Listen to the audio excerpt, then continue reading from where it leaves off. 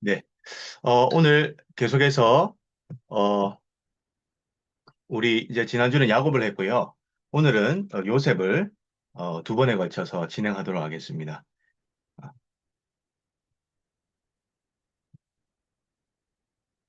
님, 폰트가 좀 깨졌는데, 원래, 두 권의 책을 좀 먼저 한번 소개해 드리겠습니다.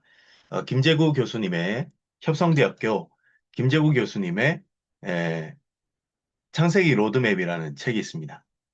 그리고 또 정명호 목사님의 옷과 구덩이라는 요셉에 대한 내러티브 이야기 나왔죠. 이 두 권의 책을 중심으로 이야기를 나누고 제가 그걸 가지고 더 확장시켜서 더 설교로 좀 만들어 봤습니다. 같이 한번 보도록 하겠습니다. 자, 오늘은 요셉의 옷과 구덩이 그 첫 번째 시간을 갖도록 하겠습니다. 요셉이요, 애굽의 총리가 되는 과정은요, 정말로 굴곡진 인생이었어요. 그 과정에서 그의 삶을 대변해 줄 수 있는 물품과 장소가 있는데 그것은 바로 옷과 구덩이입니다. 먼저 옷에 대해 살펴보면 요셉은 삶의 변곡점마다 크게 네 번의 옷을 갈아입게 돼요. 첫 번째 옷은 아버지 야곱에 의한 특별한 사랑을 받으며 입혀졌던 채색 옷이죠. 두 번째 옷은 형제들에게 팔려서 보디발의 집에서 종살이하며 입은 어, 형제들의 애굽에 팔린 다음에 애굽의 보디발의 집에서 종살이하면서 입었던 가정 총무의 옷이라 할 수 있습니다. 집사의 옷이라 할 수 있겠죠. 세 번째 옷은 보디발의 아내에 의해 모함을 당한 이후에 왕의 죄수들이 갇힌 감옥에 들어갔는데 그때 입게 된 죄수의 옷입니다. 그리고 마지막 네 번째 옷은 애굽의 왕 바로의 꿈을 해석해주고 받게 된 세마포 옷이에요. 총리의 옷이라고 보면 되는데 그 전에 세마포 옷으로 목욕을 하고 세마포 옷을 갈아입게 됩니다. 그래서 세마포 옷과 그리고 애굽의 총리가 되면서 입은 총리의 옷, 세마포와 총리의 옷 이것을 하나로 보겠습니다. 이런 식으로 요셉의 인생은 크게 네 번의 옷을 입고 벗으면서 그의 삶이 드라마처럼 펼쳐집니다. 옷뿐만 아니라 요셉의 인생을 담아내는 중요한 장소도 있는데요. 그것은 바로 뭐냐면 구덩이에요. 요셉은 형제들의 미움을 받고 37장에 보시면 37장 20절에 보면 구덩이로 던져지죠. 형제들이 구덩이로 던져버립니다. 그 이후에 애굽으로 팔려가고 보디발의 집에서 머무는 이후에 왕의 죄수들이 갇힌 감옥으로 장소를 옮겨가지 않습니까? 그런데 요셉이 감옥에서 나오게 되는 시점에 감옥이라는 단어가요, 갑자기 용어가 바뀝니다. 바로 구덩이라는 용어로 바뀌게 돼요. 요셉은 꿈을 해석해 준 술 맡은 관원장에게 이렇게 호소를 합니다. 40장 15절이죠. 40장 15절. 이렇게 호소를 하죠. 나는 히브리 땅에서 끌려온 자요. 여기서도 옥에 갇힐 일은 행하지 아니하였나이다. 줄곧 성경은요, 요셉이 옥에 갇혔다라고 말을 해왔어요. 옥은 지하 감옥이라는 단어의 뜻인 히브리어 소하르라는 단어가 있습니다. 그렇게 계속 오다가, 그런데 지금 읽은 40장 15절부터 한글 성경에는 옥이라고 번역되어 있지만요. 사실은 요셉의 형제들에 의해서 처음 던져졌던 구덩이 보르라는 단어와 동일한 단어입니다. 그래서 만약 번역을 다시 한다면 구덩이라고 해야 돼요. 보르예요. 옥이라는 단어는 소아르라는 단어가 있는데 그 소아르를 사용하지 않고 보르라고 사용했습니다. 그러니까 요셉은 지금 자신이 구덩이 같은 감옥에 있지만, 옥에 갇혀 있지만 내가 여기에 있을 만한 짓을 저지르지 않았다고 술 맡은 관원장에게 호소를 하는 겁니다. 술 맡은 관원장이 감옥 밖으로 나가서 요셉이 베푼 은혜를 잊고 살다가 2년 뒤에 바로 왕의 꿈 사건으로 말미암아 다시 요셉을 기억하죠. 그래서 꿈 해석을 위해서 요셉을 다시 찾게 됩니다. 그때 성경은 어떻게 말합니까? 창세기 41장 14절입니다. 이에 바로가 사람을 보내어 요셉을 부르매 그들이 급히 그를 옥에서 내어놓은지라. 여기서 옥이요, 옥이 아닙니다. 히브리어로는 보르라고 해서 구덩이를 말하는 거죠. 그래서 구덩이에서 내어놓느니라. 요셉이 곧 수염을 깎고 그의 옷을 갈아입고, 자, 이제 옷을 갈아입죠. 그리고 바로에게 들어가니 이때 옥에서 내놓은지라고 번역된 옥이라는 단어는 감옥이 아니라 다시 구덩이라는 단어 보르입니다. 성경은 분명히 요셉이 감옥에 있었지만 그것을 구덩이에서 나왔다고 표현하면서 처음 37장에 형제들에 의해서 던져진 그 구덩이의 삶이 이제서야 41장에서 끝이 나고 있다. 이렇게 암시하는 겁니다. 그래서 요셉의 전체 인생은 구덩이의 인생이었구나. 이렇게 되는 것이죠. 애굽에 팔려가고 보디발의 집에 종노릇하고 왕의 제수들이 있는 감옥에 갇혀진 총 13년의 세월을 보낸 요셉의 모든 삶이요. 바로 구덩이에 던져진 삶이었어요. 그래서 성경은 구덩이를 요셉의 고난의 시작점인 37장과 회복의 시장인 41장 이 두 지점에서 시작과 끝에 딱 이렇게 배치하면서 인크루지오를 이렇게 구성하는 것이죠. 요셉의 인생을 감싸고 있습니다. 앞서 말씀드렸듯이 요셉은 인생의 변곡점마다 네 차례 옷을 갈아입었다고 하는데 오늘은 두 개의 오늘을 살펴본 옷은요, 두 개의 화려한 옷, 요셉의 첫 번째 옷인 채색 옷과 마지막 옷인 총리의 옷을 중심으로 오늘 시간에는 1강에서 살펴보겠습니다. 요셉은, 요셉은 오늘 읽은 37장 3절에서 아무나 입을 수 없는 고귀한 채색 옷, 히브리어는요, 케토네트 파심이라는데요. 그 옷을 아버지로부터 선사를 받게 됩니다. 그런데 이 채색 옷을 표현하기 위해 사용된 히브리 단어는요, 원래 뜻은 긴 소매 옷을 뜻합니다. 외형적으로 형제들이 입은 옷과 선명히 구별되는 옷을 말하는 것이죠. 긴 소매, 그러니까 소매가 이런 거예요. 이렇게. 예수님 당시도 긴 옷을 입은 사람들이 있었죠. 예수님께서 위선적인 서기관들을 나무라시면서 이런 말씀하셨습니다. 마가복음 12장입니다. 예수께서 가르치실 때 이르시되 긴 옷을 입고 다니는 것과 시장에서 문안받는 것과 회당의 높은 자리와 잔치의 윗자리를 원하는 서기관들을 삼가라. 서기관들은 당시 지도층이면서 외식하는 사람들이라 사람들에게 잘 보이기 위해서 긴 옷을 입고 다녔다고 합니다. 눈에 딱 띄지 않습니까? 이것을 볼 때 요셉이 입은 옷은요, 확실히 형제들과 구별되고, 그것은 아버지의 자랑, 아버지의 애착의 표현이라 볼 수 있겠습니다. 사실 이 긴 소매 옷은요, 고대 근동에서는 왕들이나 귀족들만 입는 귀한 옷이었는데, 제가 묵상하면서 요셉의 형제들 가운데 혼자 이런 옷을 입고 다닌 건 참으로 당돌하고 난감한 일이 아닐까, 아, 그런 일을 저지른 게 아닐까 그런 생각을 하고 있어요. 왜냐하면 한번 상식적으로 한번 생각을 해보십시오. 37장 14절에 아버지 야곱이 특별히 사랑하는 요셉에게 문안 인사하면서 시부를 보냅니다. 형제들이 세겜이라는 데서 양을 치고 있었거든요. 양 치고 풀 메고 밥 메고 땀 흘리면서 수고스러운 일을 합니다. 그런데 요셉이 긴 소매 옷을 입고 형제들이 하는 그런 일 같이 할 수 있겠습니까? 한번 생각해 보십시오. 긴 소매 옷을 입고 형제들이 양 치고 풀 메고 밥 메고 땀 흘리면서 수고하는데 그런 일을 같이 할 수 있겠냐 말입니다. 못 하겠죠. 맞죠? 긴 소매 옷을 입고 어떻게 일을 합니까? 애시당 그걸 긴 소매옷이라면 오히려 손 이렇게 걷어 올려가지고 일을 하려면 걷어 올려야 하지 않습니까? 애시당초 아버지는요, 그런 일을, 형제들이 하는 그런 일을 요셉에게는 맡기지 않으려고 했던 겁니다. 긴 옷, 소매옷을 줬다는 그 자체부터가. 그렇지 않겠습니까? 애시당초 아버지는 그런 일을 요셉을 제외한 형제들에게만 시켰지. 일단 생각해보면 누가 드레스 같은 긴 옷을 입고 밭에서 일하고 풀 메고 양치겠습니까? 그래서 이 옷이 말해주는 것은요. 요셉이야말로 아버지 야곱의 특별한 사랑을 받으면서 형제들과는 처음부터 애시당초 다른 삶을 살고 있었다는 걸 말해줍니다. 당시 대부분 겉옷은요, 일하는데 불편하지 않도록 소매가 아예 없거나 길이도 무릎까지 오는 것이 일반적인 형태였다고 합니다. 그러니 아버지 야곱이 아들 요셉에게 손바닥과 발까지 오게 하는 이런 긴 옷을 지어 입혔다는 것은 다른 사람들처럼 일을 시키지 않았다고 우리가 추정할 수 있어요. 그런데 이 긴 옷이 가진 더 놀라운 의미가 있습니다. 학자들은 고대 근동 자료를 연구하다 보니 긴 옷을 입은 자는요, 바로 그 집안의 기업을 물려받을 장자에게만 입히는 특권이었다고 그렇게 말을 합니다. 지금 형들이 버젓이 살아있는데 아버지는 요셉을 장자처럼 생각하고 있었다는 겁니다. 이것이 형들에게 얼마나 큰 충격을 줬을까요? 야곱은 아마도, 야곱은 아마도 이렇게 생각했던 것 같아요. 내가 결혼한 여자는 오직 라헬이다. 라반이 레아와 작당해서 레아를 나에게 집어넣어줬지만 나는 결혼한 여자는 라헬밖에 없다. 라고 이렇게까지 생각한 것 같아요. 그래서 라헬의 몸에서 난 첫째 아들 요셉을 장자라 생각하고 사랑을 베풀었던 것 같습니다. 형제들은 편애하는 아버지도 싫고 요셉은 더 싫죠. 그리고 요셉이 형제들의 잘못을 아버지께 보고하는 역할도 했는데 안 그래도 형제들과 옷도 다르고 삶도 다른데 형제들 입장에서는 아버지 편에서 형제들을 자기들을 감시하는 그런 역할을 맡은 요셉의 모습이 너무나 꼴보기 싫었을 겁니다. 이것만이 다가 아닙니다. 이런 상황에서 하필 37장에 이 옷을 입은 시점과 더불어 요셉은 형제들 중 으뜸이 되는 꿈 이야기를 하면서 모든 형제들의 분노를 사게 되죠. 이 채색 옷은 분명히 비싸고 화려한 옷이지만 중요한 것은 이 옷의 의미입니다.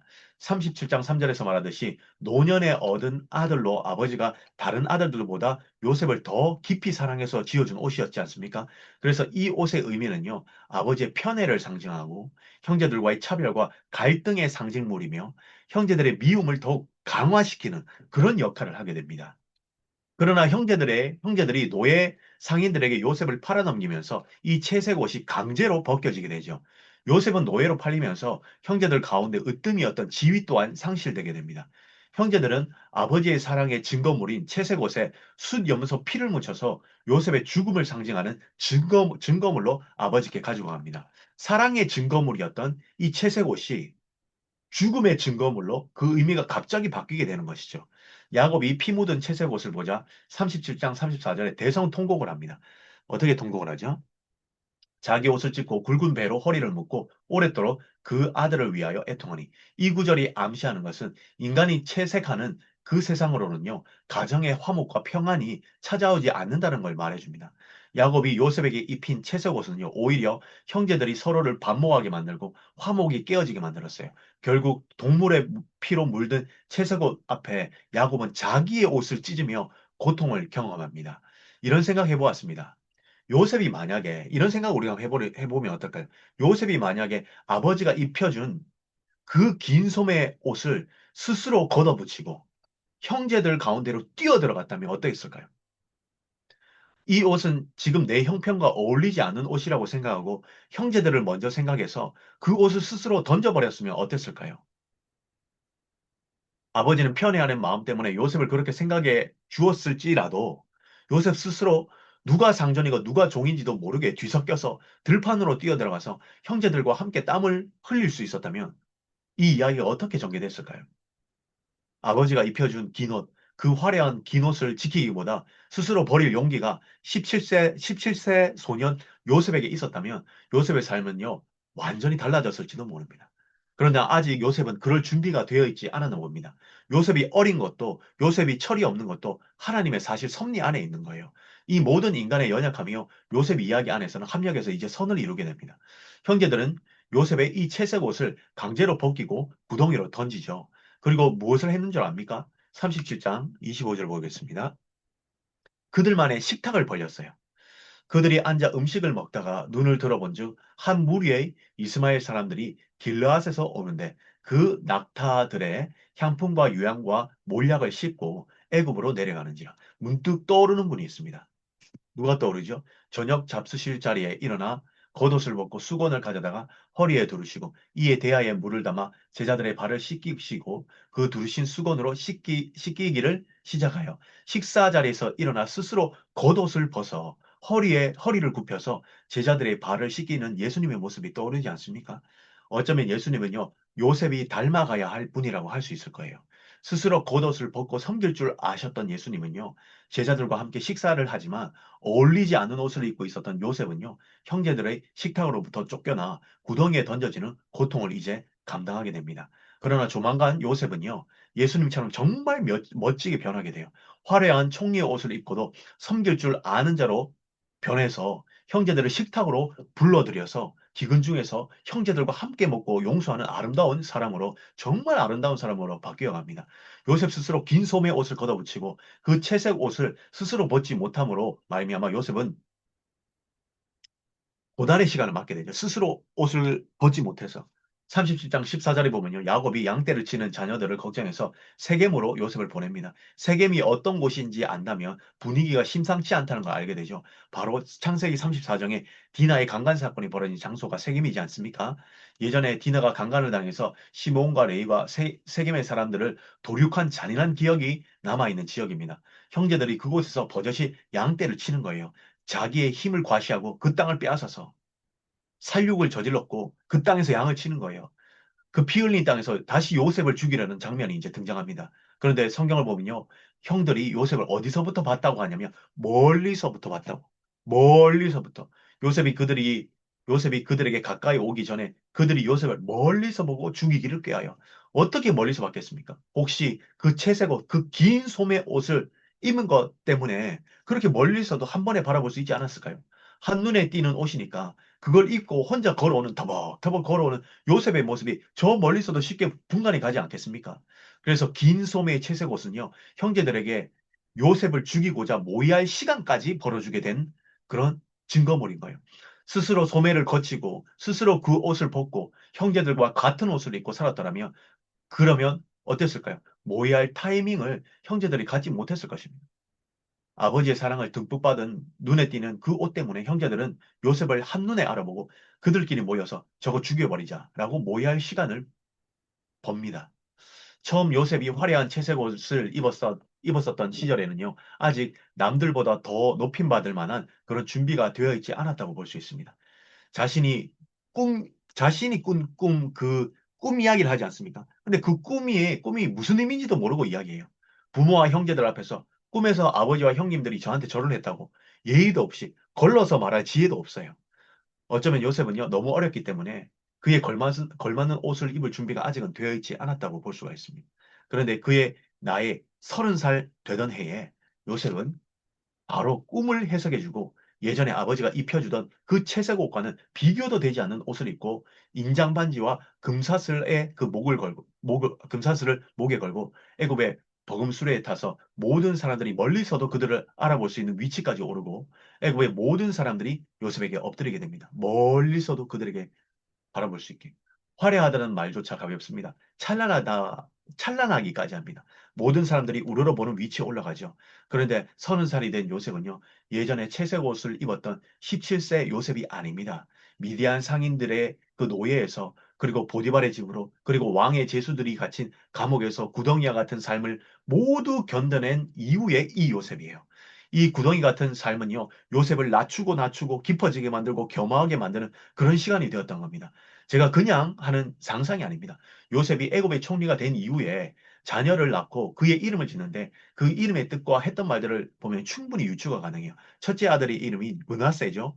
이 이름을 지을 때 하나님이 나의 온갖 고난과 아버지 집 생각을 다 잊어버리게 했다고 고백합니다. 더 이상 요셉이 억울했던 과거의 아픔을 마음에 담아두지 않고 흘려보냈다라는 의미를 담고 있어요. 둘째 아들의 이름이 에브라임입니다. 내가 수고한 이 땅에서 번성하게 해주셨다는 고백으로 이름을 짓죠. 과거를 잊고 오늘 주어진 삶의 풍성함과 만족함이 담겨 있는 고백이에요. 그래서 이제 요셉이 바로에 의해서 애굽의 총리의 옷과 온갖 화려한 치장품을 거치고 있지만 요셉이 더 이상 거만해 보이거나 전혀 경솔하고 가벼워 보이지 않습니다. 화려한 총리의 옷이 너무나 잘 어울리는 사람으로 변해져 있었어요. 어제와 오늘을 잘 감당한 성도가 도달하는 그런 성숙된 자리인 것이죠. 그런데 가만히 생각해 보면요. 요셉은요. 단 한 번도 스스로 옷을 입거나 벗어본 적이 없는 사람이었어요. 누군가에 의해서만 옷이 입혀지고 누군가에 의해서만 옷이 벗겨지는 그런 기구한 인생을 살아옵니다. 그리고 자기 인생이 자기 힘으로 결정된 게 없어요. 철저하게 누군가에 의해서 보내지는 그 삶의 자리를 살아왔다는 겁니다. 구덩이 같은 삶을 살아가면서요. 수차례 입고 벗었던 옷을 통해서 자신들의 지위와 형편을요. 자신의 능력과 힘으로 선택하지도 않았고 그 자리로부터 스스로 벗어날 수도 없었다는 것을 요셉은 충분히 경험했고요. 알았을 것입니다. 옷이 입혀지고 벗어지는 가운데 야, 내 인생은 내가 스스로 결정할 수 있는 일이 아니구나라는 걸 알게 된 것이죠. 그래서 41장에 총리 옷을 입었다 할지라도 나에게 주어진 지위와 내가 누리는 이 모든 것들은 내가 만들어내는 것이 아니라는 그런 마음 깊은 곳에 어떤 하나의 생각들을 자리 잡고 있었던 것 같아요. 그래서 이제야 자신의 입은 화려한 옷에 걸맞는 사람이 되는 겁니다. 그리고 하나님은요, 요셉이 어느 자리에 있건 그 높아진 자리 때문에 하나님을 잊지 못하게 그렇게 만드셨던 거예요. 왜 이게 중요하냐면요. 채색 옷을 입었을 때는 철없는 형제들 앞에서 심지어 아버지 야곱 앞에서도 자랑했지 않습니까? 내면의 성장 없이 형제들보다 높아졌기에 오히려 자신을 둘러싼 그 세상을 어지럽게 만들었어요. 뭐 그렇지 않습니까? 자기가 높아져 있는데 그것 때문에 오히려 세상이 어지럽게 만들었어요. 감당하지 못할 자리에 있었던 거예요. 그런데 철없는 행동이 애굽의 총리 옷을 입어서도 남아있다면 만약에 그 17세 아이의 모습 그대로 30살이 된 요셉이 그대로 남아있다면 어떻게 되겠습니까? 다시 한번 높여진 옷을 입었지 않습니까? 채색옷보다 더 화려한 옷을 입었는데 이제 어떻게 될까요? 내 주위의 사람들을 힘들게 할까요? 그렇게 되면 안 되겠죠. 그런데 그 철없는 행동이요. 애굽의 총리의 옷을 입어서도 남아있다면 요셉은 자기와 자기를 둘러싼 이웃과 열방과 심지어 자기 가족을 살려야 할 사명을 감당할 수 없게 되는 겁니다. 그래서 요셉이 깊어지고 겸손해지고 성숙해지는 것은요, 아주 중요한 의미가 있고 중요한 목표 지점이 있는 거예요. 으뜸을 상징하는 채색 옷은 입었지만 편애를 누리고 자랑하고 형제들 앞에서 겸손하지 못한 행동들 때문에 자신 주위에서 무슨 일이 일어난지도 자기가 인지도 못했어요. 그런데 무슨 일이 일어났습니까? 형제들의 미움을 사고 아버지는 자신의 옷을 찢는 고통스러운 일을 발생케 했을 뿐입니다. 만약 아직도 요셉이 그런 모습에 취해 있다면 총리의 옷을 입고 다시 예전의 상황을 재현할지 모릅니다. 그러면 큰일이지 않겠습니까? 그래서 요셉이 총리의 옷을 입기 직전에요. 요셉이 당하는 마지막 시험을 눈여겨볼 필요가 있어요. 요셉의 예견대로 떡 맡은 관원장은요, 죽고 술 맡은 관원장은 그 지위가 복권이 됩니다. 그렇죠? 그런데 술 맡은 관원장이 복직된 이후에 요셉을 잊어버려요. 이게 아주 중요합니다, 여러분. 요셉은 이 지점에서 뭘 배웠을까요? 성경을 자세히 보면 요셉이 술 맡은 관원장에게 생전에 한 번도 하지 않은 행동을 생전에 한 번도 말했던 적이 없던 말들을 내뱉습니다. 무슨 말인 줄 아십니까? 조금 전 읽은 본문이에요. 40장 15절이에요. 나는 히브리 땅에 끌려온 자요. 여기서도 옥에 갇힐 일을 행하지 않았다. 요셉은 형제들에 의해서 구덩이에 던져졌을 때마저도 단 한 번도 자신의 처지에 대한 탄식이나 구해달라는 하소연을 한 적이 한 번도 없었어요. 정황상 분명히 형제들에게 살려달라는 간청을 했을 수는 있습니다. 그러나 창세기 본문에서는요, 전혀 요셉이 무슨 말을 했다거나 살려달라고 부르짖었다는 언급을 전혀 하고 있지 않아요. 그 이후의 삶의 여정에서도 마찬가지입니다. 다시 말해서 요셉은요, 구덩이 같은 삶의 연속에서도 하나님과 사람들에게 자신이 이런 고난을 당할 만한 사람이 아니라는 그 억울함을 단 한 번도 누구에게도 표현한 적이 없었어요. 그런데 딱 한 번, 어디서? 술 맡은 관원장에게 그를 붙들고 하소연합니다. 선생님, 제가요, 여기에 있을 사람이 아닙니다. 저는요, 지은 죄가 없거든요. 억울하게 여기에 들어왔습니다. 제가 죄가 없습니다. 복권 되시면 저를 좀 기억하셔서 이 구덩이 같은 옥에서 좀 나 좀 꺼내주십시오. 그리고 자기의 사연을 구구절절히 이야기하는 겁니다. 술 맡은 관원장에게 억울한 삶을 토로하는 거예요. 이런 식으로. 그런데 술 맡은 관원장이 어떻게 하지요? 싹 잊어버립니다. 깨끗하게 잊어버리죠. 사실 인간은요, 높아지고 나면 낮고 천한 사람들의 울부짖과 억울함 쉽게 잊어버리는 게 다반사입니다. 그런데 요셉은요, 술 맡은 관원장처럼 높아졌다고 해서 낮고 천하고 억울한 자들의 탄식을 잊어버려서는 됩니까? 안 됩니까? 안 됩니다. 왜냐하면 앞으로 요셉은 하나님이 높이시고 그리고 조만간 기근이 찾아오는데 하나님이 이 애굽과 또 자기의 그 가족들과 이 고대 근동의 사람들을 먹여 살리기 위해서 그 낮고 천한 사람들을 먹여 살리기 위해서 하나님이 요셉을 높이시기 때문입니다. 기근 가운데서 애국과 열방 사람들과 기근을 피해온 가족들을 구원해내야 할 사명을 감당해야 하기 때문입니다. 곧 요, 곧 온 세상이 기근으로 부르짖고 굶주린 사람들의 하소연으로 세상이 가득 찰 거예요. 그 소리를요, 진지하게 들을 수 있어야 돼요. 마음 깊숙한 곳에서. 그래서 요셉은 자신이 높아졌다고 세상을 외면해서는 안 됩니다. 이제는 총리의 옷을 입고 높아졌을 때 소매를 걷어붙이고요. 이제는 억울한 사람들의 소리를 듣고 굶주려 죽어가는 열방의 소리를 들어야 하는 사람이 되어야 합니다. 가족을 살리고 이웃을 살려야죠. 하나님이 이것 때문에 요셉을 구덩이에 던지셨어요. 그리고 술 맡은 관원장과는요, 다른 삶을 살아야 하기 때문에 요셉은 마지막 시험을 받는 겁니다.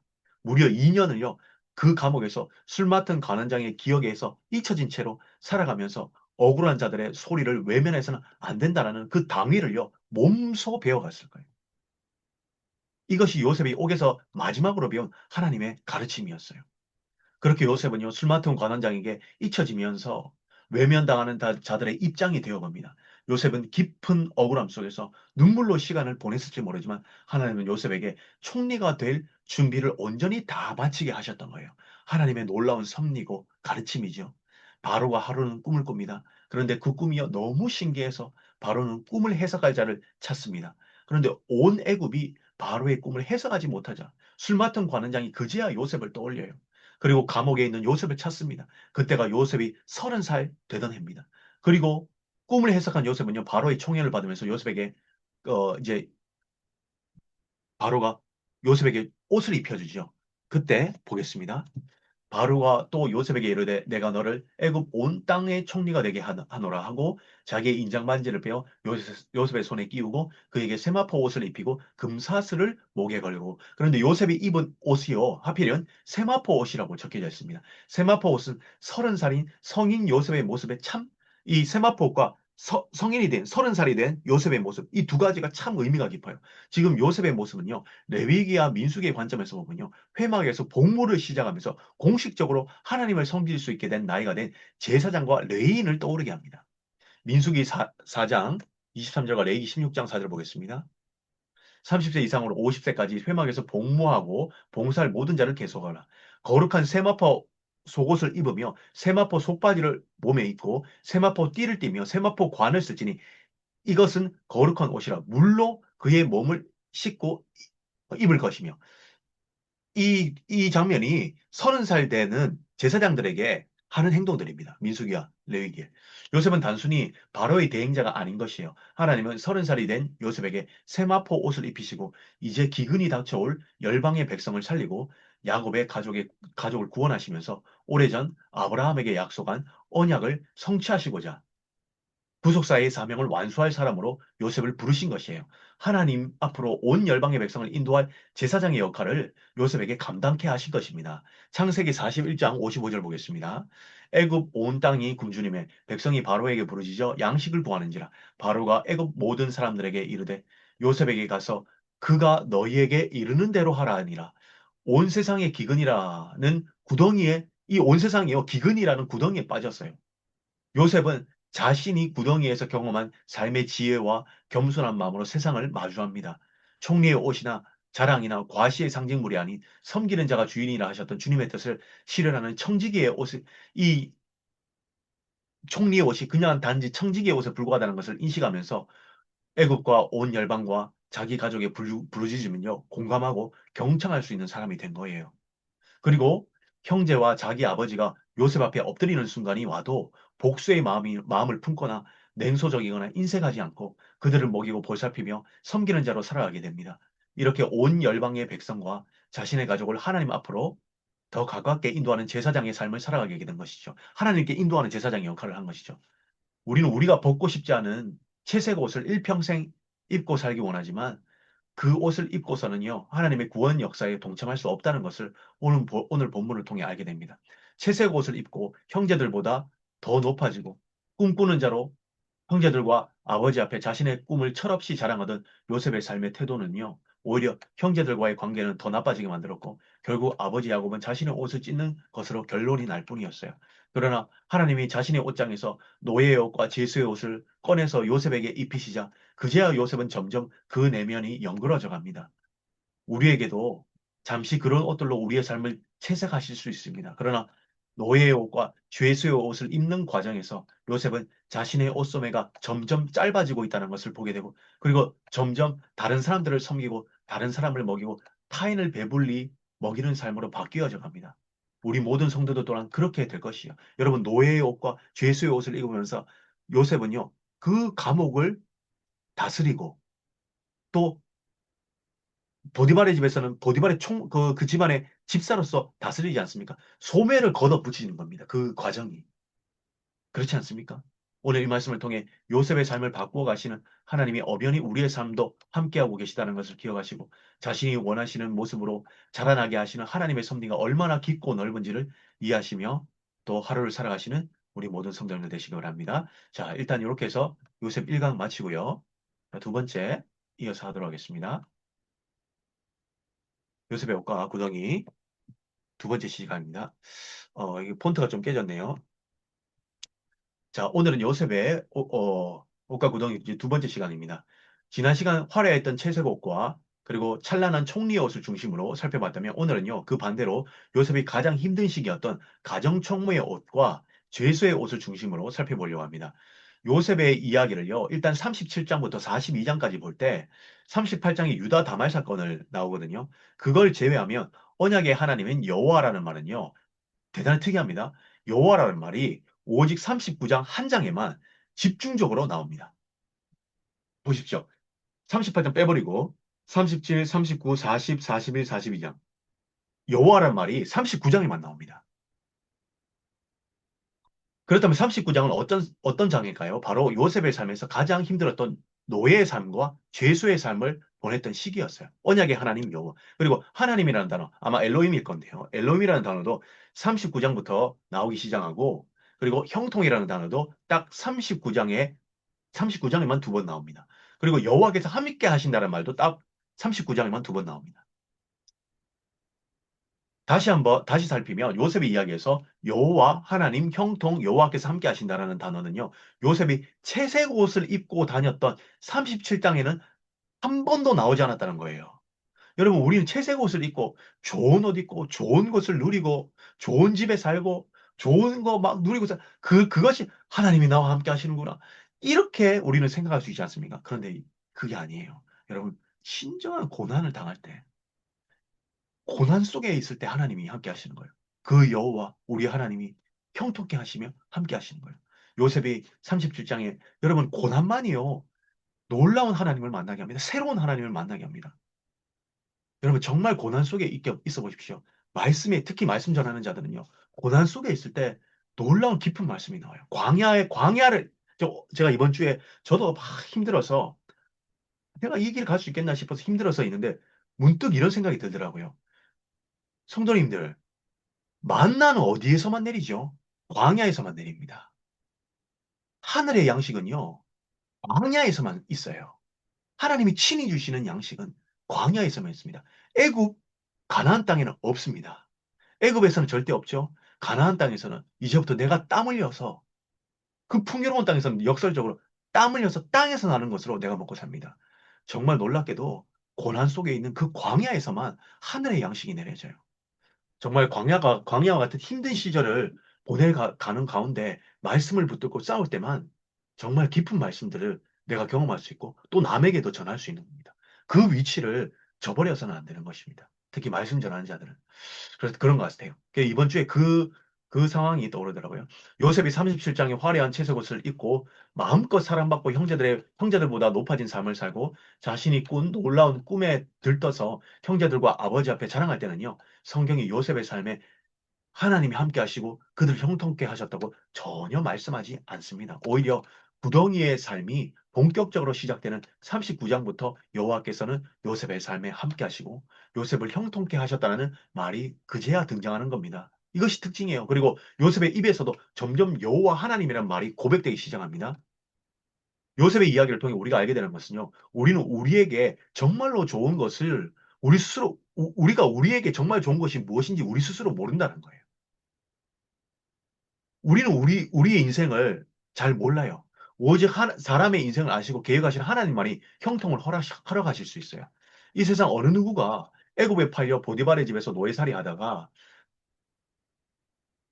보디발의 아내로 인해 누명을 쓰고 감옥에 갇히면 총리가 될 수 있다고 말할 수 있는 사람이 있겠습니까? 이런 모든 과정을 거쳐야 너가 총리가 된다. 이렇게 말할 수 있는 사람이 누가 있겠습니까? 이 모든 일은 하나님만이 계획할 수 있는 일이에요. 신묘막측, 감히 헤아릴 수 없을 정도로 신기하고 오묘한 그 하나님의 계획인 것입니다. 노예의 삶과 제수의 삶은요, 요셉의 삶의 가장 힘든 순간이기에 하나님의 계획은 당장은 이해 밖에 있는 듯합니다. 어느 누구도 요셉의 감옥살이가 요셉의 총리가 되는 지름길이라고 말할 수 없기 때문에 아무도 없겠죠. 야, 너 감옥에 들어가 있는 거 보니까 너 총리 되겠다. 이렇게 말할 수 있는 사람 누가 있습니까? 이 모든 일이 인간의 이해 능력밖에 있는 것이에요. 그래서 요셉은 제가 여기 있을 사람이 아닙니다라고 이렇게 말한 거 아니겠습니까?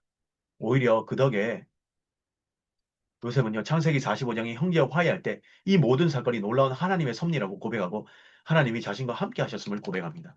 요셉은요, 형들에게 노예로 팔려 보디발의 집에 종으로 들어갔기에 처음에는 노예의 옷을 입고 살았을 것이에요. 그러나 하나님이 요셉을 형통케 하사 일반적인 노예의 신분을 벗고 가정 총무의 지위로 변화시켜 주십니다. 그래서 당시 일반적인 노예들과는 다르게 밖에서 일을 하지 않고 가정 안에서 사물을 담당하는 구별된 삶을 살게 됩니다. 그런데 요셉을 흠모한 이 보디발의 아내가 요셉을 육적으로 사모하게 되는데 하루는 보디발의 아내가 요셉의 옷을 붙잡고 유혹하자 요셉이 도망을 갑니다. 그런데 그때 보디발의 아내의 손에 자신의 옷을 보디발의 아내의 그 손에 요셉이 자신의 옷을 벗어두고 도망을 가버리지 않습니까?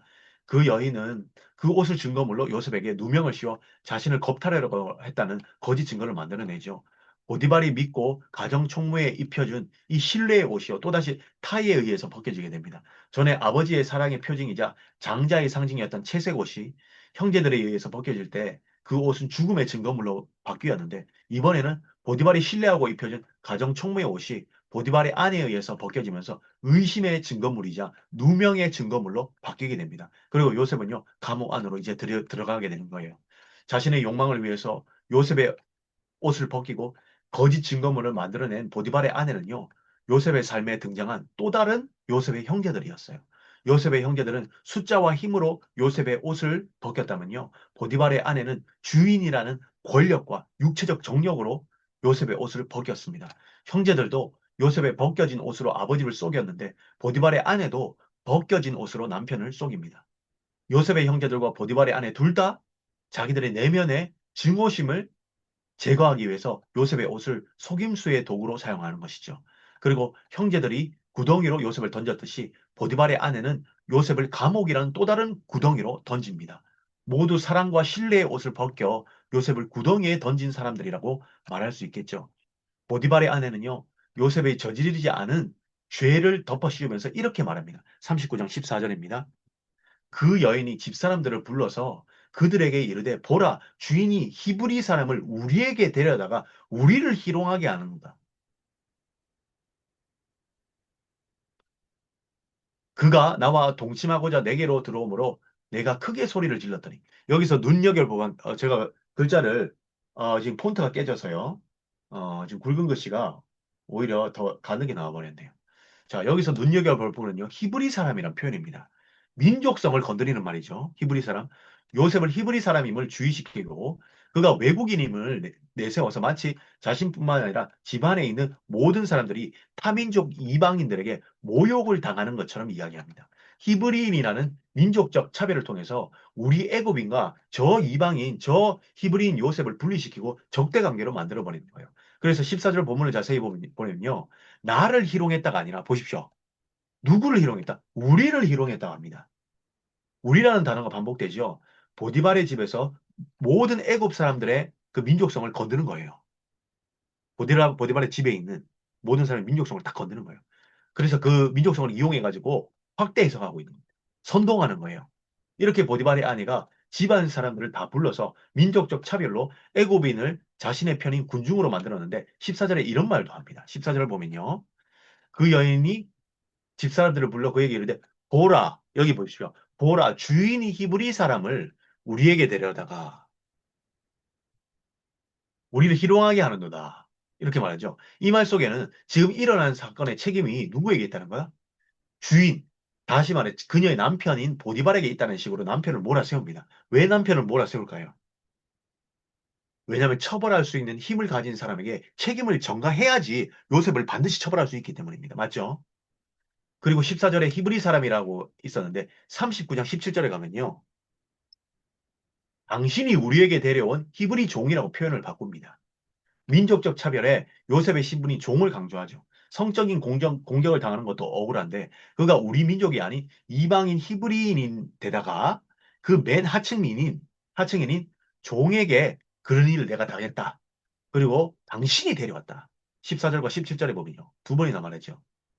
계속 보디발에게 책임 전가를 합니다. 보디발은 대단히 난처해지죠. 이런 식으로 보디발의 아내는요, 요셉에게 없는 죄를 덮어 씌우기 위해서, 덮어 씌워서 구덩이 같은 감옥에 이제 던져버립니다.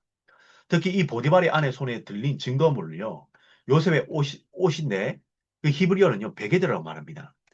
이 베게드라는 단어는요, 요셉의 이야기 전체에 의미 있게 사용돼요. 이 베게드라는 옷은요, 요셉의 이야기 39장부터 창세기 50장 끝까지 전체 이야기에 단 두 번만 등장하는 단어인데, 첫째는 오늘 보디발의 아내가 벗긴 옷으로 39장에 등장하고, 둘째는 41장에서 바로 왕이 요셉에게 입혀준 세마포 옷, 그때 세마포 베게드라고 이렇게 표현할 때도 사용됩니다. 그러니까 39장의 보디발의 아내가 누명을 씌우기 위해 증거물로 제시한 옷이 베개되었는데 41장에서 바로에 의해서 요셉의 지위가 회복되고 높아지는 상징으로 세마포 옷인 베게드가 다시 입혀짐으로써 그의 가장 큰 고통의 삶이 베게드라는 옷을 도구로 시작되고 끝을 맺는 전개를 볼 수가 있습니다. 처음에 요셉은요, 저항할 수 없는 권력자 아내에 의해서 옷이 벗겨졌지만 나중에 그 권력자를 부하로 둔 최고의 권력자인 이 바로 왕에 의해서 옷이 입혀지면서 세상의 권력자들을 자기의 뜻대로 사용하사 요셉의 인생을 이끄시는 참된 권력자인 통치자이신 하나님의 섭리를 성경이 말해주는 것이죠. 요셉은 억울한 누명을 쓰고 왕의 제수들이 있는 이제 감옥에 갇힙니다. 감옥 안에서 이제 특별한 옷을 입었다는 언급은 일단은 없습니다. 죄수의 죄수들이 입은 옷이 따로 있었다는 것은 성경 곳곳에 나오기는 합니다. 열왕기하 25장 29절에서. 그래서 처음에는 당연히 요셉은 상식상 죄수의 복장을 입었을 겁니다. 그렇지 않겠습니까? 그런데 감옥에서도 요셉의 지위가 변화가 돼요. 범사에 형통하게 하심의 그 은혜를 통해서 일반 죄수들과는 구별된 감옥의 관리자가 되고 그에 걸맞는 관리자의 그 옷을 입었을 겁니다. 흥미롭게도 형제들과 함께 있던 고향 땅에서도 그리고 노예로 팔린 보디발의 집에서도 심지어 죄수로 갇힌 감옥에서도 하나님은 요셉의 삶에 개입하사 끊임없이 구별된 삶과 구별된 옷을 입혀주신 것을 볼 수가 있습니다. 그렇죠? 형제들과는 구별된 채색 옷을 입었고 보디발의 집의 종들과는 구별된 가정 총무의 옷을 입었고 감옥에서는 일반 죄수들과 구별된 관리자의 또 옷을 입는 것입니다. 감옥에서 감옥에서 요셉이 뜻밖에도 죄수들을 관리하면서 이제 섬기기 시작하죠. 소매가 점점 짧아지고 있습니다. 외형적으로는 다른 사람들을 섬기는 삶을 살아가지만 점점 주위 사람들이요. 자신들의 삶을 요셉에게 맡기고 어려움과 근심을 털어놓으면서 그들을 돌보는 주인의 자리까지 올라가고 있어요. 감옥의 간수장은 요셉에게 맡긴 것은 무엇이든지 간섭하거나 돌보지 않았다고 성경이 기록합니다. 그리고 두 관원장이 자기 근심의 주제인 꿈 이야기를 요셉에게 털어놓습니다. 모두가 요셉을 신뢰하고 그들의 삶을 맡겼던 겁니다.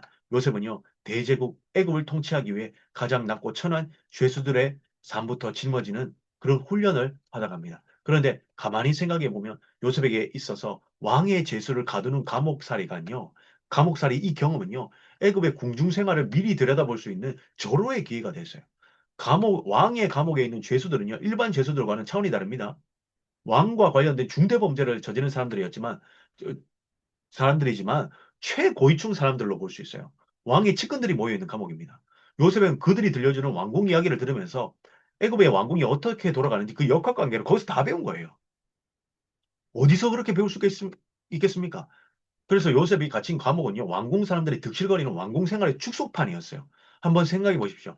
어디서 왕궁 사람들을 한꺼번에 이렇게 끌어모아서 하루 종일 도망도 못 가게 가둬두고 왕궁이 돌아가는 이야기를 들을 수 있는 기회가 어디 있겠습니까? 오직 감옥 밖에서도 그 왕의 그 왕의 감옥 밖에는 여기 없어요. 다른 데는 어디 들을 수가 없어요.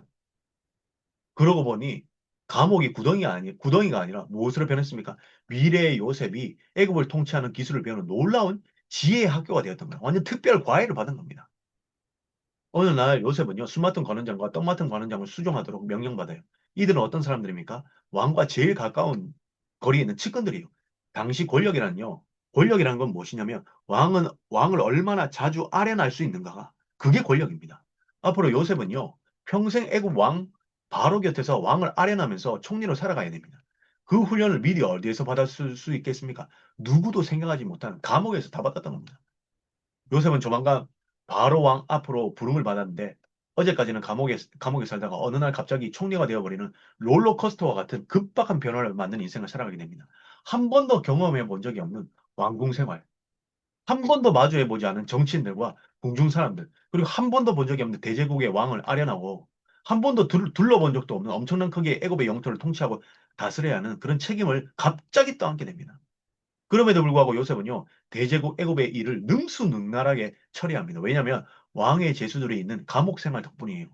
긴장할 필요가 없어요. 억울했던 구덩이 같은 감옥 시절이요. 요셉 인생의 가장 중요한 지식과 경험을 쌓는 자리가 되어서 하나님이 그렇게 만드신 겁니다. 하나님의 하나님이 형통의 길을 닦아주신 것이죠. 한편 요셉은요, 형제들의 부도덕한 일을 아버지께 순전하게 고하고 보디발의 여인의 유혹을 뿌리칠 정도로 정직한 성품의 소유자였습니다. 그런데 정치적 암투, 권모술수가 능한 사람들이 득실거리는 왕궁 생활은 요셉에게 절대 편한 것은 아니었을 것 같습니다. 자기 성향과는 너무나 맞지 않았을 수가 있어요. 그렇겠죠? 아마 감옥이 지옥 같았을 수도 있습니다. 하지만 감옥이나 왕궁이나 하지만 하나님이 요셉의 앞날을 아시고 요셉을 감옥에서 치밀하게 연단시켰기에 왕궁 생활을 능수능란하게 지도하고 이겨낼 수 있지 않았을까요? 이 지점 39장의 요셉을 보겠습니다. 채색 옷을 입고 자기가 꿈꿨던 꿈에 대해서 함부로 말하던 아나무인. 아나무인이 뭡니까? 방자하고 교만해서 다른 사람을 업신여기는 그런 말을 아나무인이라 합니다. 그런 아나무인 하던 모습을 더 이상 39장에서는요, 찾아볼 수가 없어요. 예전에 자신의 꿈이 형제들의 근심거리이자 미움의 대상이 된 이유였는데 39장의 요셉은요. 떡 맡은 관원장의 꿈과 술 맡은 관원장의 꿈, 다시 말해서 남의 꿈을 들어주면서 타인의 근심을 덜어주는 자로 변하게 됩니다. 옛날의 모습과 너무 다르죠. 옛날엔 자기의 꿈을 그냥 떠벌리는 자였잖아요. 이제 다른 사람의 꿈을 들어주는 자가 됩니다. 이게 진정한 꿈꾸는 자예요. 꿈 때문에 미움을 받는 자가 아니라 이제는 사랑받는 자로 바뀌어 갑니다. 꿈 때문에 미움을 받아서 이 구덩이의 삶이 시작됐지만 이제는 타인의 꿈을 들어주면서 그리고 바로의 꿈을 들어주면서 놀랍게도 이 구덩이로부터 벗어나게 되는 일을 경험하게 됩니다. 다른 사람의 꿈과 근심을 덜어주면서 구덩이에서 벗어나고 싶었던 자신의 꿈이 이제 이루어지는 것이죠. 꿈은요, 구덩이에 들어가게 됐지만 구덩이에서 나오는 역할도 하는 것을 우리가 보게 됩니다. 여기서 꿈에 대해 짚고 넘어가야 할 점이 있습니다. 요셉의 이야기에서 꿈은요, 한 개인의 성공이나 출세를 말하는 게 아닙니다. 꿈을 스스로 꿀 수 있나요? 꿈은 잠잘 때 꿔지기 때문에 수동적인 겁니다. 그렇죠? 그런데 요셉이 비전을 가지고 희망차게 살아간 사람이라고 생각하시면 오산입니다. 자신도 왜 그런 꿈을 꿨는지 몰라서 형제들과 아버지 야곱에게 떠벌린 거예요. 그렇다면 꿈은 무엇일까요? 바로 하나님의 계획입니다. 요셉을 통해 야곱의 가족과 세상을 구원할 하나님의 계획이고 두 관원장과 바로의 꿈을 통해 그들의 인생과 역사를 주관하시는 분이 하나님이시라는 걸 그 사실을 알리는 것이며 온 세상을 기근이라는 구덩이에 던지시겠다는 하나님의 비전인 거예요. 그래서 꿈은요, 죄의 구덩이에 빠진 세상과 이웃을 구원하시겠다는 하나님의 신호입니다. 성도에게만 주신 성도를 통해 해석되는 구원의 비밀이며 오래전 복음의 다른 모습이며 죄 가운데서도 진노로 세상을 심판하지 않겠다는 하나님의 계획을 말하는 것이 바로 꿈에 담겨 있습니다. 한편 요셉이 총리가 된 이후에 형제들과 화해를 이루어가는 45장에 가면요. 거기서 요셉은요. 옷을 형제들에게 화해의 선물로 주는 걸 볼 수가 있어요. 창세기 45장 22절입니다. 또 그들에게 다 각기 옷 한 벌씩 주되 베냐민에게는 은 300과 옷 5벌을 주고 처음에 요셉은요 형제들에 의해 옷이 강제로 벗겨지면서 형제들과 관계가 파괴되었습니다. 그러나 45장 화해의 자리에서 요셉은요 형제들에게 옷을 선물로 주면서 모든 관계가 회복됩니다. 이제 옷은 화해의 상징이자 회복의 도구로 사용되는 것이죠. 요셉의 이야기에서 옷의 의미가 순차적으로 점점 바뀌어가는 걸 볼 수 있습니다. 편애와 으뜸의 상징에서 죽음과 누명의 상징으로 변했다가 그리고 마지막에는 회복과 화해의 상징으로 옷의 의미가 바뀝니다. 흥미로운 것은요. 여기서 사용된 옷이라는 단어는요. 히브리어로 심나라고 부릅니다. 요셉의 이야기가 시작되는 37장부터 창세기 끝인 50장 전체까지 심나는 크게 세 곳에서 사용되는데 그런데 이 단어는요, 요셉의 이야기에서 고통의 장면과 함께 자주 나타났어요. 첫째는 요셉이 죽었다는 소식을 들었을 때 야곱이 자기 옷을 찢죠. 그때 찢은 옷. 그때 성경은 심나라는 옷을 찢었다고 합니다. 두 번째, 애굽으로 내려간 베냐민이 돌아올 때 베냐민 자루에서 요셉이 이제 베냐민의 자루에 은잔을 숨기는데 그것이 발각됩니다. 그것을 본 형제들이 대성통곡하면서 그들의 옷을 찢죠. 자신의 옷을 찢습니다. 그때도 심나를 찢었다고 말합니다. 그런데 마지막 요셉은 슬픔과 애통을 상징하는 이 심나, 즉 아버지가 찢었고 형제들이 찢은 이 심나라는 옷을 애굽에서 다시 형제들을 만나서 화해할 때 선물로 그들에게 줍니다. 아버지 야곱과 형제들이 찢었던 이 심나라라는 찢어진 옷을 주면서 찢어졌던 가족 관계를 회복시키는 거예요. 이 심나라는 찢어진 이 심나라는 옷은요, 찢어진 가족 관계를 상징합니다. 그러나 요셉이 새롭고 온전한 옷인 이 심나를 형제들에게 주면서 더 이상 슬픔과 원망의 시간은 끝나고 찢겨진 관계가 회복되었다는 것을 말해줍니다. 야곱 가족의 구성원들은요, 모두가 각각 큰 상처를 안고 찢겨진 상태였어요. 이제 모든 구성원 간의 상처가 온전한 옷인 이 심나를 선사받고 그 옷을 입을 때 치유된 가족과의 관계를 이제 경험하게 됩니다. 한번 생각해 보십시오. 형제들 각자가 요셉이 선물한 옷을 입고요. 각자가 모두가 다 요셉이 선물한 옷을 입고 한 식탁에 앉아 있는 모습을 한번 생각해 보십시오. 얼마나 아름답습니까? 이렇게 마지막에 요셉은요, 찢겨진 옷을 온전한 옷으로 바꿔주는 그런 역할을 합니다. 그런 것을 선물할 수 있는 사람이 됩니다. 한편 요셉이 주는 옷을 형제들이 받았다는 것은 그들이 요셉의 지위를 인정했다는 표시도 됩니다. 성경에서 옷을 하사하는 자는요, 대부분 권세자로 자주 표현돼요. 결국 옷을 매개로 하여 과적 관계의 서열이 새롭게 세워지는 겁니다. 한편 요셉의 이야기에 등장하는 여호와라는 이름이 주는 선교적 메시지를 우리가 같이 한번 살펴봤으면 좋겠습니다. 성경은 39장부터 본격적으로 요셉의 고난 이야기를 하면서 요셉이 혼자가 아니라는 사실을 계속 상기시켰어요. 하나님이 요셉의 삶에 함께 하시며 동행하시고 있다고 말했습니다. 그러면서 처음으로 요셉의 이야기에서 여호와라는 하나님의 독특한 이름을 5번이나 집중해서 이야기합니다. 그런데 이것이 왜 이상하면서도 중요하냐면 이 여호와라는 이름이 아직 아브라함과 이삭과 야곱 그리고 이스라엘에게는 아직 알려지지 않은 이름이기 때문이에요. 이 여호와라는 이름은 언약의 하나님으로서 훗날 출애굽에서 모세를 통해 알려질 이름입니다. 아직 이스라엘에게는 알려지지 않는 여호와라는 이 이름을요, 모세는 창세기를 기록하면서 창세기를 읽는 청중들에게 미리 의도적으로 알려줍니다. 요셉과 함께한 그 하나님이 출애굽에 자기 백성들에게 나타나신 그 출애굽의 기적을 함께 하셨고 출애굽의 기적을 일으키시고 우리와 함께 하시고 홍해를 가주시고 시내산에서 약속하신 그 하나님 여호와라고 강조하는 겁니다. 필립 안시는요. 필립 안시라는 유명한 작가 아시죠? 이 유명한 작가는요. 39장의 시작 부분인 2절과 끝 부분인 21절에 여호와께서 요셉과 함께 하심으로라는 공통된 문장으로 39장이 감싸고 있다는 걸 지적합니다. 그러면서 요셉의 고난 때에 중요하게 살펴봐야 할 분은요. 고난을 이긴 요셉이 아니라 감춰져 있지만 이스라엘과 영원히 함께 하시겠다는 언약의 하나님 그 여호와라고 주장했어요.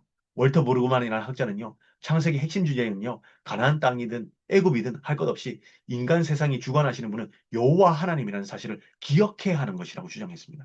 성경은 만사의 형통을 약속하지 않습니다. 주연 인물인 요셉이 환란으로부터 쉽게 구원받을 것을 약속하지 않았어요.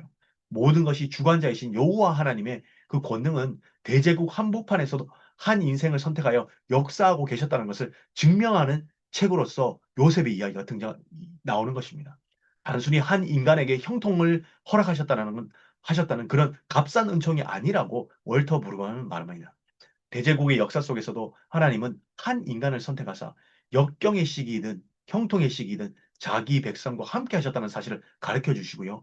요셉의 이야기를 듣는 1차 청중에게 그리고 이스라엘 백성이 독자인 이스라엘 백성들이 후일 자신들이 요셉의 후손이며 선택받은 백성임을 깨달아서 요셉과 같이 수많은 역경 속에서도 하나님이 우리와 함께 하신다는 사실을 깨우치게 하려고 했던 것이 바로 이 창세기의 기록 목적이었습니다. 먼 훗날 이스라엘은요, 나라가 망하고 바벨론 포로로 끌려갑니다. 그렇죠? 구덩이 같은 삶을 이제 경험하게 돼요. 그러나 환란 속에서도 여호와 하나님이 어떻게 자신들과 함께 하시는지 그제야 보게 될 것입니다. 그때 그들이 반드시 기억해야 할 사실은 단순히 보디발의 아내 유혹을 이긴 요셉처럼 성적 도덕성을 지켜야 한다는 단순한 도덕적 신앙이 아니라 여호와 하나님께서 요셉과 함께 하셨듯이 오늘 우리와도 함께 하신다는 사실을 기억하는 거예요. 교회가 언제나 성장하고 부흥만 하는 게 아닙니다. 그리고 성도의 삶이 언제나 형통하고 행복하지만은 않습니다. 반드시 구덩이 같은 고난과 고통의 순간이 찾아오기 마련입니다. 그럴 때에 하나님에 대하여 의심하거나 불신하는 경우가 필히 우리 마음에 생기기 마련입니다.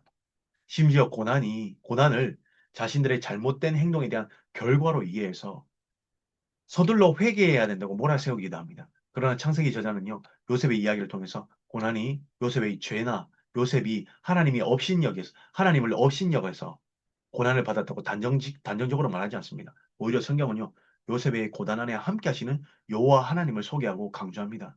그리고 주목하라고 합니다. 39장 5절을 보시면요. 이런 말이 나옵니다.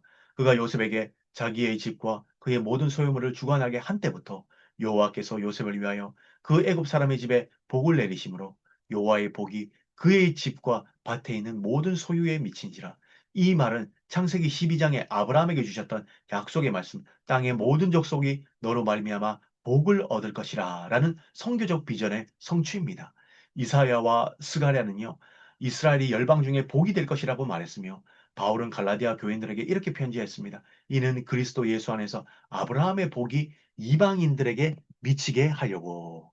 갈라디아서 3장 14절에 그런 말이 나오거든요. 이 말씀은 여호와 하나님의 언약 백성인 성도가 어떤 사람인지를 보여주는 것이에요. 그리스도인은 어디에 있든 어떤 환경과 상황에 있든 하나님이 함께 하신다라는 그 사실을 기억하는 사람입니다. 성공할 때만이 아니라 실패할 때도 절망적일 때도 하나님은 우리와 함께 하신다는 것을 아는 사람들로 그렇게 복된 사람들로 지어져 갑니다. 그리고 우리를 통하여 모든 민족, 모든 이웃, 모든 사람에게 구원의 복이 흘러가도록 하나님이 약속하신 거예요. 그래서 창세기 39장의 요셉과 보디발의 아내 이야기, 그리고 감옥에서 요셉의 고난의 이야기는요, 하나님의 구원 역사에서 성도의 고난 뒤편에서 여호와 하나님이 함께 하심을 말하고, 그리고 아브라함에게 약속하신 하나님의 약속과 성도의 비전이 성도를 통해서 이루어져 가고 있다, 성취되어 가고 있다는 것을 말해주는 겁니다. 마지막으로 요셉의 인생은요, 전통적으로 우리 구주 예수님의 예표로 오랫동안 교회에서 이해되어져 왔어요. 그 유사점을 살펴보면서 말씀 맺겠습니다. 화면을 한 장씩 넘겨가면서 보겠습니다. 요셉과 예수님은요, 요셉과 예수님은 둘 다 하나 아버지에게 특별한 사랑을 받았죠. 그 다음에 형제들에게 미움을 받기도 했고, 셋째, 반대하는 모의를 당하기도 했습니다. 넷째, 자신의 의복을 빼앗기기도 했습니다. 다섯째, 애굽으로 내려가기도 했고, 여섯째, 노예 가격에 팔리기도 했습니다. 요셉과 예수님은 둘 다 일곱 번째, 유혹을 받았지만 이기셨고, 여덟 번째, 거짓으로 고발당하기도 했으며, 아홉 번째, 사슬에 묶이기도 했습니다. 열 번째, 형제들을 위해 울기도 했으며, 열한 번째, 고난을 받은 이후에 높임을 받았으며, 열두 번째, 자기를 위해, 자기를 통해서 원수들을 하나님이 선하게 바꾸시기도 하셨습니다. 자기를 통해서 원수들이 선한 모습으로 바뀌게 그렇게 만드셨던 거예요.